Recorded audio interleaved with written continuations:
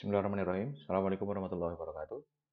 Alhamdulillahirrahmanirrahim. Pada kesempatan kali ini, kita bisa melanjutkan perkuliahan IMK. Dan pada kesempatan kali ini, kita akan membahas mengenai prototyping. Adapun objektif yang diharapkan dikuasai oleh mahasiswa pada kesempatan materi kali ini adalah mahasiswa diharapkan mampu yang pertama mendeskripsikan konsep dasar prototyping.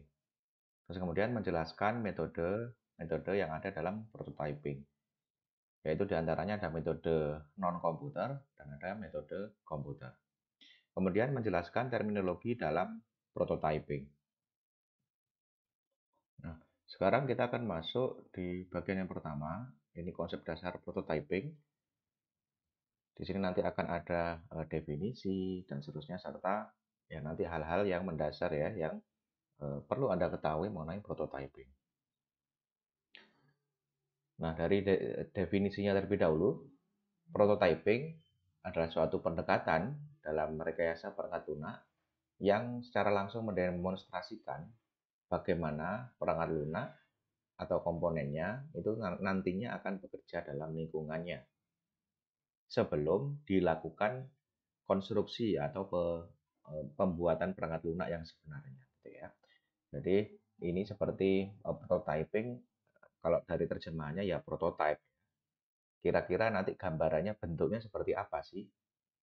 Itu nanti kita akan coba menggambarkan bagaimana dengan teknik-teknik atau dengan cara-cara tertentu supaya yang ditunjukkan prototipe ya, orang yang ditunjukkan prototipe itu nanti punya bayangan kira-kira bentuk prototipenya itu seperti apa.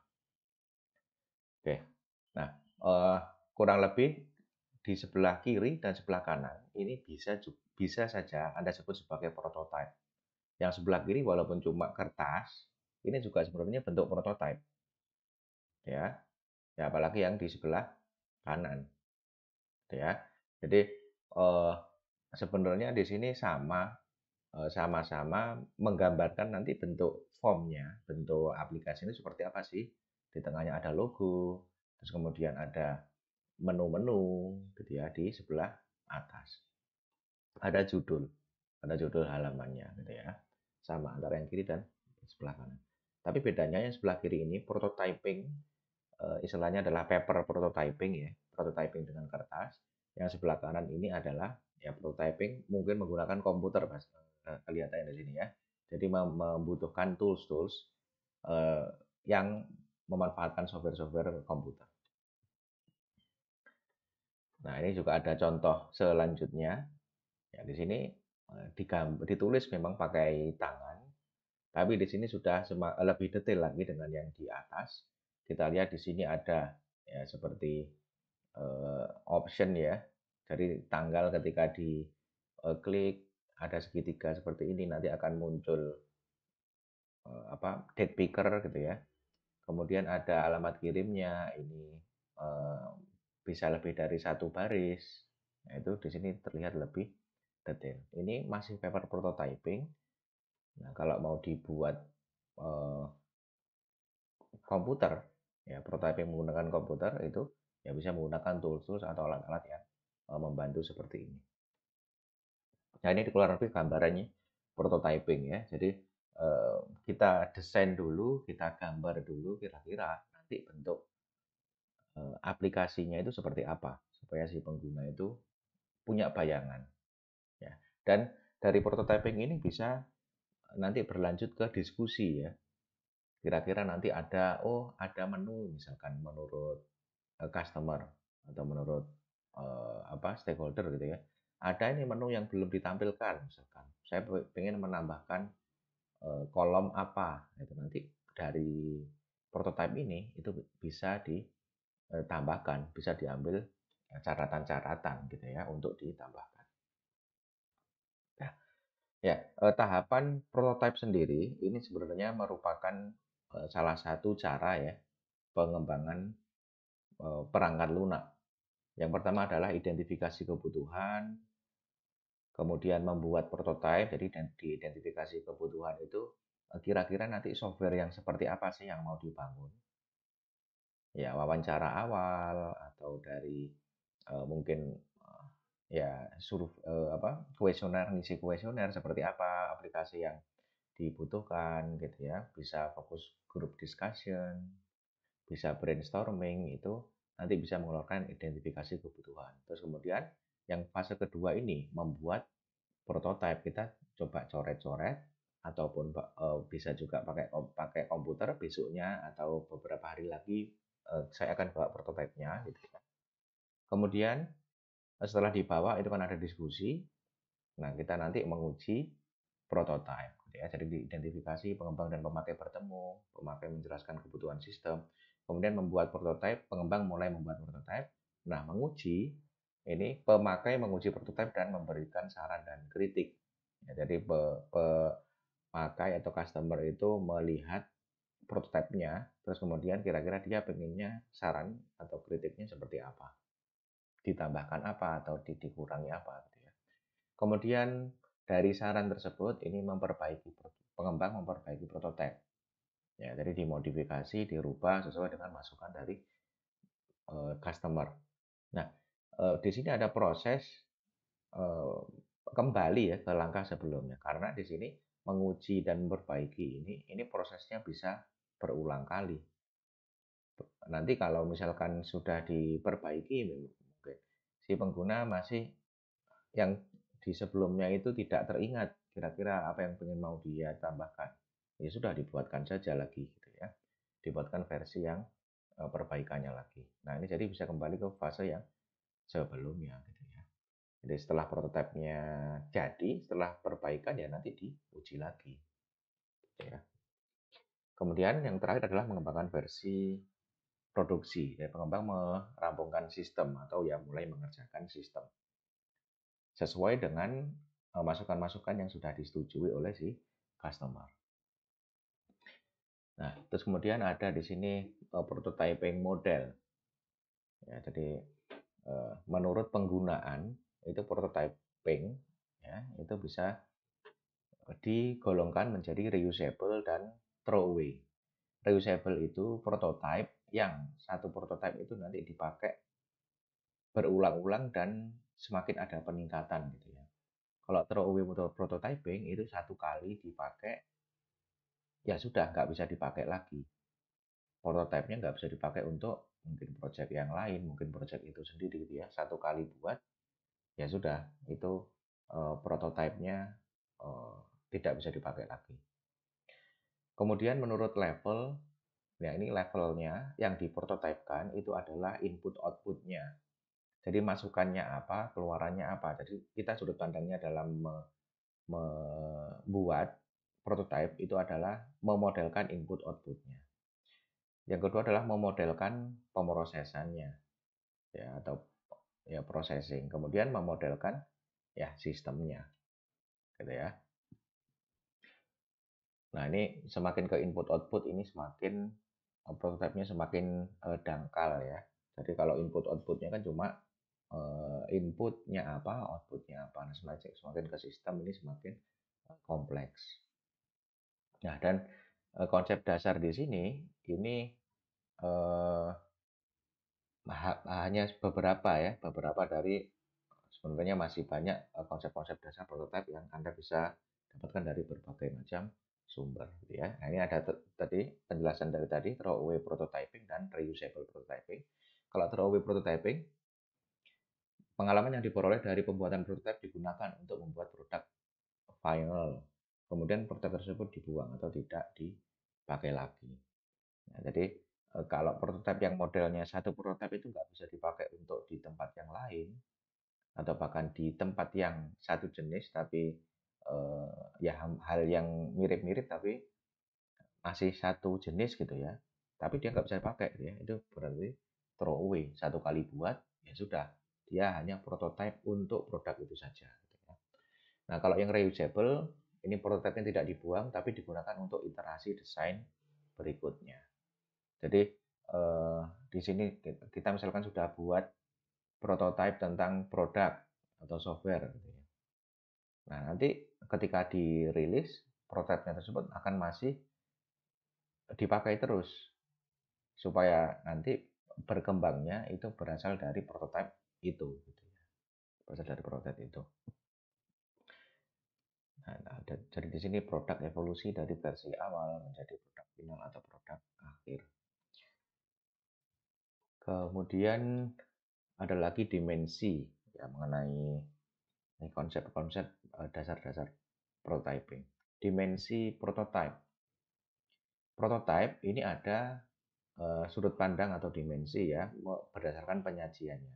Bagaimana desain dilukiskan atau diwakili. Ya, dapat berupa uraian tekstual atau dapat visual dan diagram. Jadi sebenarnya prototype itu nggak harus gambar, bisa juga tekstual ya. Jadi poin-poin kira-kira menu apa saja sih yang butuh ditulis secara poin-poin gitu ya. Kemudian di dalam sub tersebut apa saja yang perlu ditambahkan. Nah, nanti di dalamnya ada subpoin. Itu secara tekstual. Atau juga secara visual. Visual itu ya seperti yang kita pelajari tadi. Kemudian ada juga secara diagram. Jadi direpresentasikan dalam bentuk diagram ya, chart dan seterusnya. Kemudian lingkupnya, cakupan yang dibuat di prototipe tersebut. Apakah hanya interface atau tampilannya saja? Apakah perlu memperlihatkan komponen komputasinya? Ya, jadi apakah tampilannya saja, apakah perlu menggambarkan, menampilkan komponen komputasi. Jadi cakupannya berbeda-beda. Kalau tadi prototipenya dangkal saja, cuma tampilannya saja, ya sudah. Jendela apa saja yang muncul di komputer, nah itu perlu digambarkan gitu ya. Kemudian ya ini masih dimensi prototype. Terus kemudian executability. Dapat atau tidak prototipe tersebut dijalankan. Jadi prototype itu nggak hanya sekedar tampilan gambar ya di kertas ataupun di komputer, tapi dia bisa juga dijalankan. Karena di sini makanya di sini disebut sebagai executability. Nah, jika dikodekan akan ada periode saat prototipe tidak dapat dijalankan. Jadi memang ada prototipe-prototipe yang modelnya clickable ya, clickable prototype. Anda nanti membuat semacam hyperlink kalau dulu masih familiar dengan website yang masih HTML gitu ya. Itu konsep hyperlink. Kalau di sini diklik nanti akan berpindah ke halaman yang lain. Nah, itu ketika membuat clickable prototype, prototype yang bisa diklik, itu nanti konsepnya seperti hyperlink gitu ya. Jadi disimulasikan ketika satu area diklik, itu nanti jendelanya yang ditampilkan selanjutnya adalah jendela yang ya selanjutnya gitu ya. Nah, jadi bisa atau tidak dijalankan. Kemudian maturation atau penyempurnaan. Apakah tahapan-tahapan produk ini meliputi revolusioner, ini mengganti yang lama, jadi prototipenya itu ya diganti saja gitu ya. Atau evolusioner, terus melakukan perubahan pada perancangan yang sebelumnya. Ya, jadi eh, perlunya dibuat prototipe itu mengganti yang lama atau ya meneruskan saja dari rancangan yang sebelumnya. Ya, ini adalah dimensi prototyping. Nah, sekali lagi konsep tersebut merupakan ya sebagian kecil saja dari konsep-konsep prototyping yang dimana yang lainnya itu Anda bisa dapatkan dari berbagai macam sumber atau buku. Selanjutnya, kita akan masuk pembahasan mengenai metode prototyping. Kita akan masuk ke metode non-komputer terlebih dahulu. Nah, sebelum kita masuk ke metode non-komputer atau komputer ya, di sini perlu diketahui bahwa metode pembuatan prototyping dari sudut pandang alat dan bahan yang dibutuhkan gitu ya, ini terbagi menjadi non-komputer dan komputer. Nah, non-komputer ini biasanya dikerjakan lebih awal dalam proses pembuatan. Jadi ketika meeting misalkan, ketika meeting Anda bisa berbekal kertas dan ballpoint, terus kemudian langsung dibuat saja coretan mengenai prototipe-nya. Kira-kira nanti bentuknya akan seperti ini. Ya, jadi di tahap awal itu maksudnya pada saat semakin awal meeting, bahkan pada saat meeting langsung digambar itu kalau berkenan juga bisa. Terus kalau kemudian ada computer base. Kalau computer base itu ya dicatat dulu konsepnya seperti apa pada waktu meeting, terus kemudian dibawa ke kantor, misalkan kantor si developer, kemudian digambar, dibuatkan prototipenya yang computer base.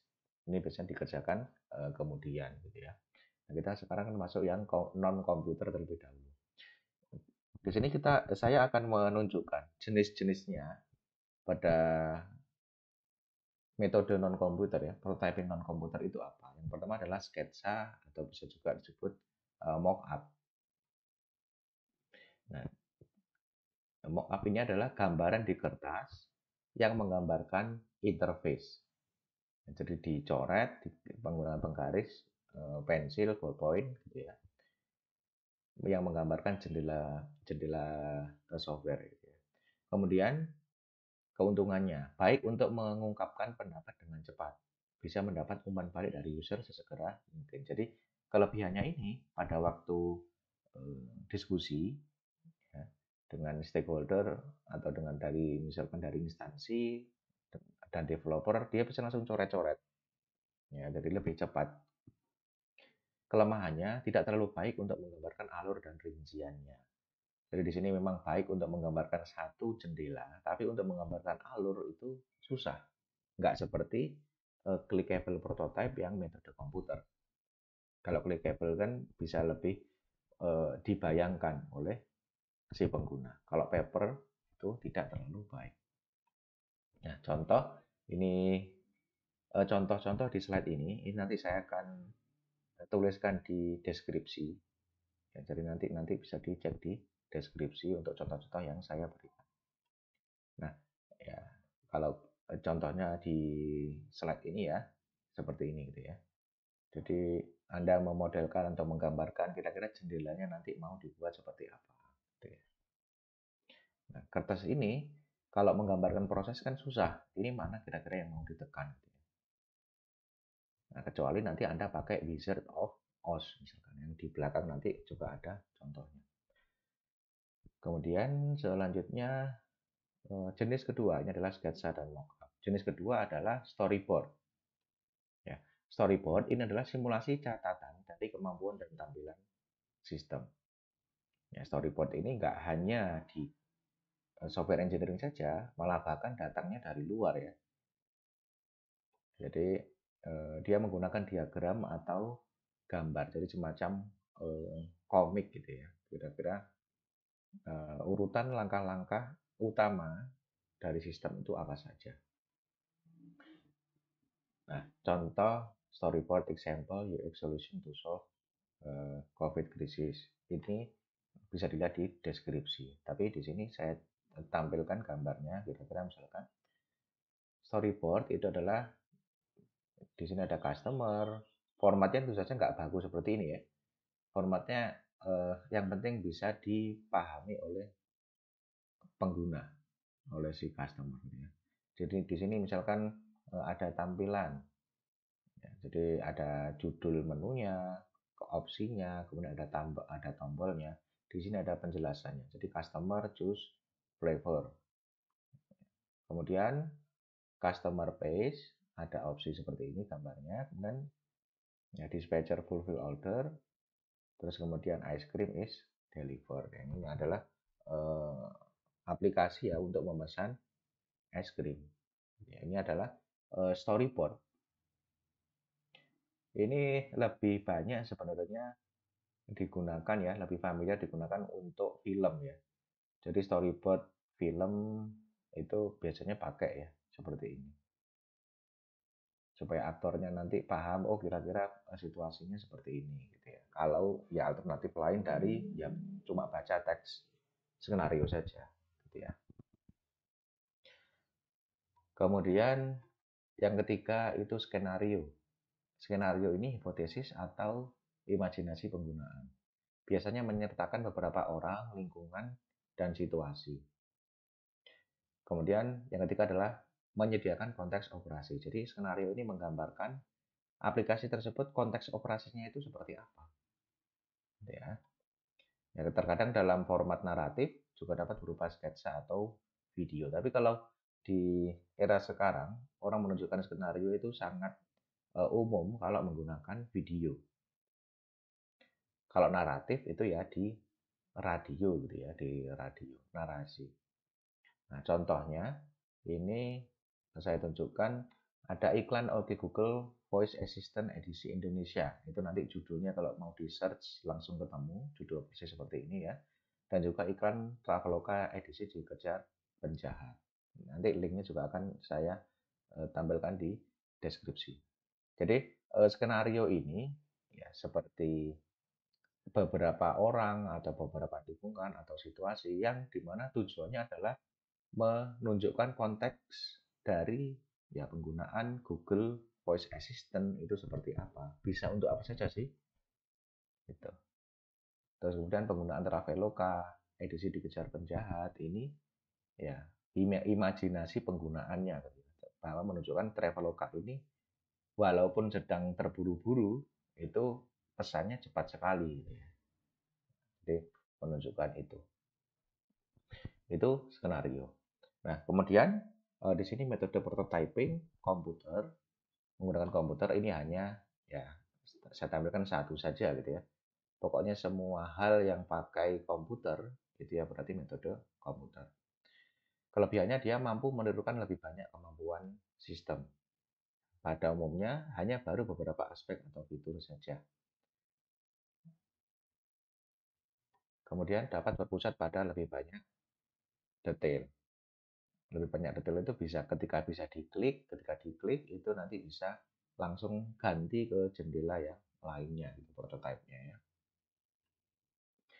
Nah, ada banyak sekali tools yang bisa digunakan untuk membuat prototipe metode komputer.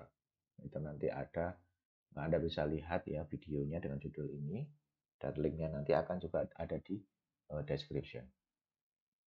Ada Adobe XD, ada Figma, ada Marvel, banyak ya nanti metode komputer ini. Jadi bentuknya nanti ya kurang lebih akan sangat mewakili bentuk akhirnya seperti apa ya. Karena ya menu-menunya itu memang sudah disediakan, kita tinggal drag and drop saja di aplikasinya. Kita tinggal ya, nyusun saja ya. Nanti bentuknya kita inginkan seperti apa. Jadi di softwarenya tinggal drag and drop saja. Nah, kemudian pembahasan terakhir adalah terminologi dalam prototyping. Yang pertama, terminologi itu istilah-istilah ya. Yang pertama adalah prototype horizontal.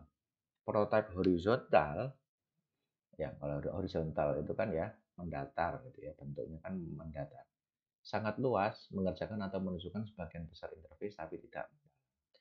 Jadi di prototype yang bentuk seperti ini, semua opsi di layer atas, maksudnya eh, tampilan-tampilan seluruh tampilan di halaman utama misalkan itu ditampilkan semua. Tapi tidak membahas bagaimana kalau pengguna itu mengklik satu fungsi saja dari awal sampai akhir selesainya fungsi tersebut. Ya, jadi kalau prototipe horizontal ini ya menggambarkannya luas, ya, tapi tidak mendalam atau tidak detail. Berbeda dengan prototipe vertikal. Prototipe vertikal ini aspek atau fitur yang disimulasikan ini cuma satu saja, tapi rinciannya sangat baik. Maksudnya seperti apa? Kalau Anda mau buat, misalkan, saya mau buat prototipe yang mensimulasikan posting story, IG story misalnya. Jadi posting IG story Anda buat itu misalkan dari halaman utama, terus kemudian Anda klik tombol tertentu, terus nanti beralih ke jendela tertentu, gitu ya. Anda mulai eh, siap untuk live gitu ya, atau story gitu ya. Terus kemudian Anda tekan tombol, Anda mulai record, terus nanti kalau selesai itu nanti eh, tekan tombol lagi gitu ya. Dan hasilnya seperti apa. Nah, transisi dari jendela ke jendela yang dalam seperti itu dia menunjukkan prototipe vertikal ya. jadi mendalam. Rinciannya memang mendalam. Kemudian terminologi selanjutnya adalah early prototyping. Early prototyping ini bisa disebut prototype cepat. Ya, bisa jadi saat pertemuan langsung dicoret-coret. Ini bisa juga disebut sebagai early prototyping. Ada juga late prototyping. Ya, prototype lambat. Ya, dibuat dengan lebih mendetail. Bisa jadi konsep dari rapat dibawa ke kantor developer dulu, terus baru dibuatkan. Ini juga disebut sebagai late prototyping. Kemudian ada low fidelity prototyping. Prototype dengan tingkat ketepatan yang rendah. Low fidelity itu tingkat ketepatannya rendah. Contoh ya, metode-metode yang kita lihat tadi ya. Ada sketsa, mockup, ada juga storyboard, gitu ya. Ada juga Wizard of Oz. Wizard of Oz itu nanti saya hanya bisa tampilkan videonya ya, link videonya. Nanti Anda bisa lihat di deskripsi. Kemudian mid fidelity prototyping, prototype tingkat ketepatan sedang. Nah, contoh navigasi dan fungsi yang disimulasikan biasanya berbasis pada apa yang tampil pada layar atau simulasi layar.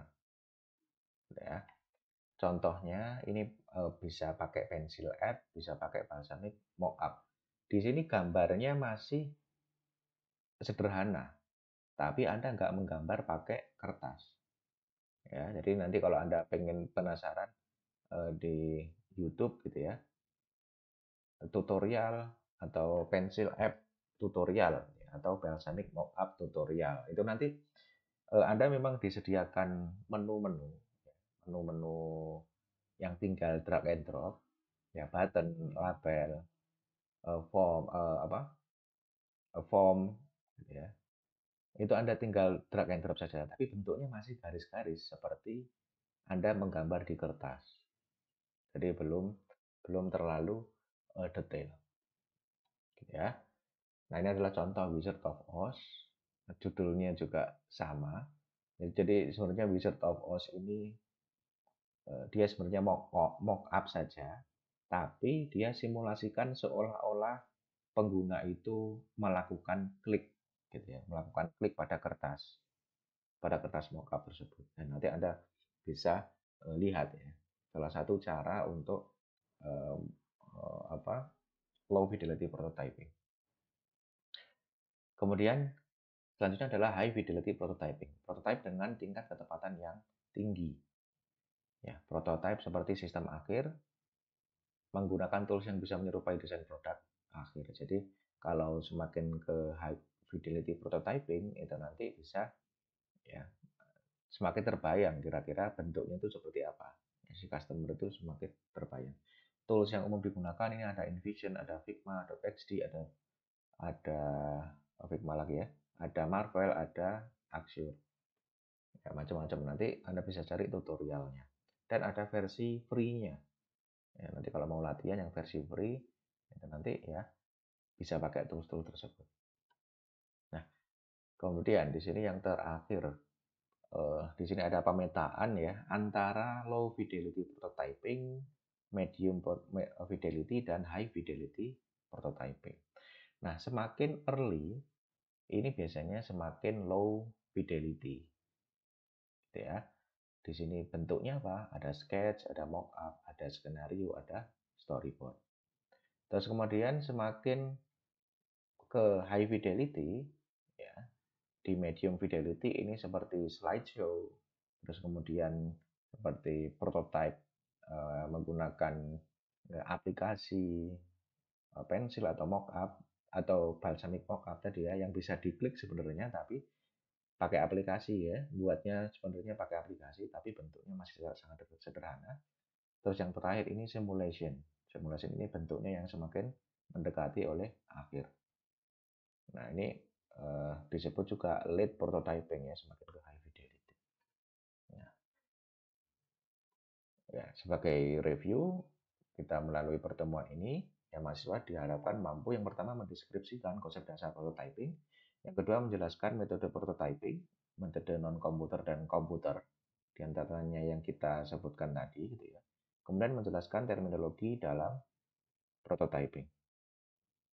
Demikian penjelasan kali ini saya cukupkan sekian. Mudah-mudahan bisa bermanfaat.